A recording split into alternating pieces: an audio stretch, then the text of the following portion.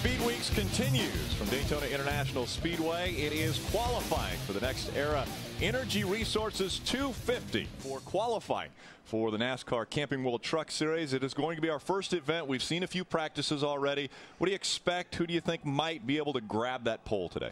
You got to look at the guy that was on the pole last year, and he goes out early. Didn't he go out first? Colin Braun? He's right up near the front, I think. And his time last year was right around 51 seconds flat. We saw guys in practice today run right next to that, like 51:10 or so. So look for the time to be a little bit faster than it was a year ago. Look for Hornaday, Colin Braun, those guys to be toward the front. Good luck. Thank you. 18-year-old James Busher going to make his debut at Daytona in the NASCAR Camping World Truck Series. He got a good warm-up the other day. Yes, he did. That ARCA Remax Series race was excellent. Did a nice job. And really, every time we've ever seen him in an ARCA Remax car, he's really done a nice job. We talk about him winning at Lakeland, Florida a couple years ago when he was 16 years old. But every time he jumped in that ARCA Remax car, he ran well. Yeah. Phil, you talked about this during our practices. You thought in our qualifying session, guys, we're going to start off on lap one right at the bottom of the racetrack, unlike the Cup and the Nationwide Series where they run that first lap up high. Colin Braun doing just that, hugging that yellow line for his first lap. He's the first one to get around this racetrack for 2 laps.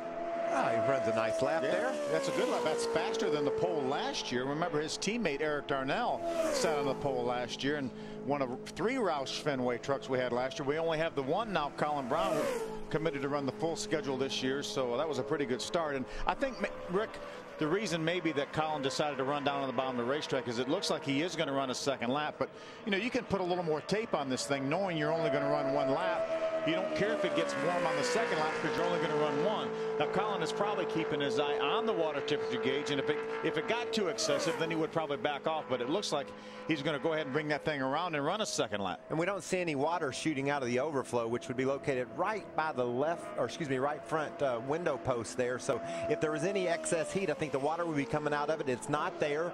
He runs a second lap and picks it up about a 10th, a little over 7/100ths of a second, down to a 50.72, 177.44 miles per hour. That's a fast lap. That is a fast lap. That's, I think, the fastest lap that we saw of any of the trucks making qualifying simulated runs. I'll tell you what, I'm glad Colin Braun stayed in it because he did improve on that second lap.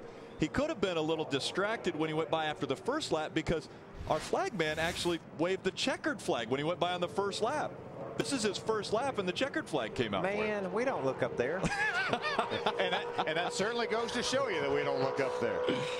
But luckily, he kept going and kept digging and turned 50.721. So that will be the time that they're shooting for.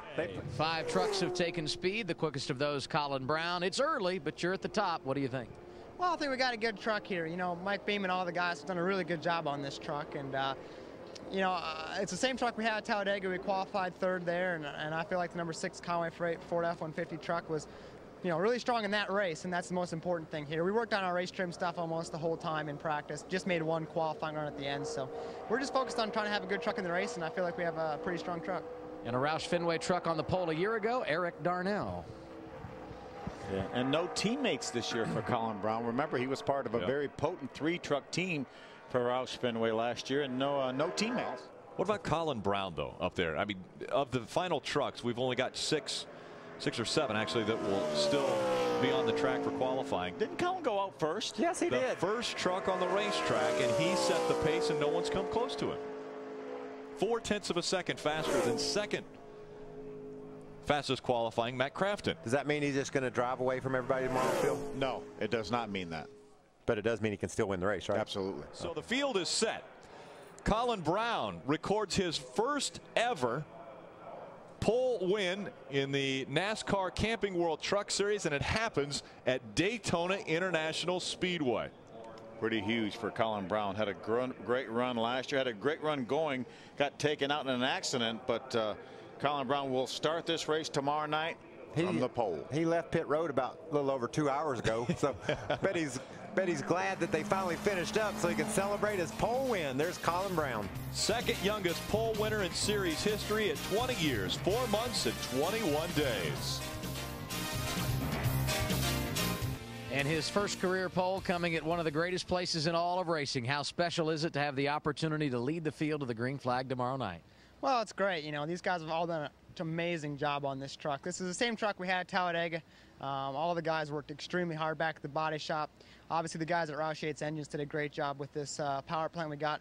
You know, it's pretty fast. We got a good, I guess, chunk of time on the field there. So I'm really excited about it. It's a really good truck, obviously. And, you know, driving the number 6 Conway Freight Ford F-150 truck here at Daytona was really cool last year to get the first, you know, my first race under my belt with them. And to get him a pole here is pretty special.